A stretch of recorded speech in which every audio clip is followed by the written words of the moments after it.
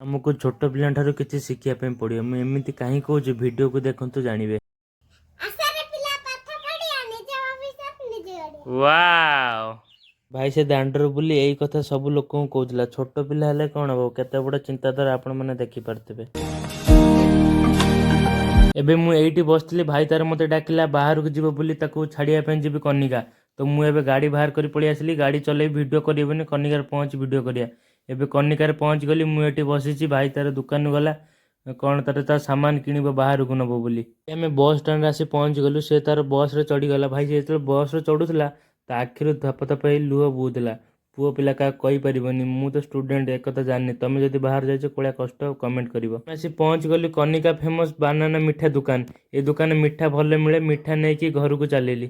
ଏବେ ଆସି ମୁଁ ଘରେ ପହଞ୍ଚିଗଲି। ସେତେବେଳେ ସେ ପିଲାଟା ସତ କହୁଥିଲା, ଆସରେ ପିଲା ପାଠ ପଢ଼ିବା, ନିଜ ଭବିଷ୍ୟତ ନିଜେ ଗଢ଼ିବା। ଏବେଠାରୁ ଯଦି ଆମ ଭବିଷ୍ୟତ ଆମେ ତିଆରି କରିବା, ତାହେଲେ ଦାଦନ ଖଟିବା ପାଇଁ ବାହାର ଦେଶକୁ ଯିବାକୁ ପଡ଼ିବନି। ଭିଡ଼ିଓ ଯଦି ଭଲ ଲାଗିଲା ତାହେଲେ ହାଲକେଇକି ଲାଇକ୍ ସବସ୍କ୍ରାଇବ୍ କରିଦେବ। ରହିଲି, ଜୟ ଜଗନ୍ନାଥ।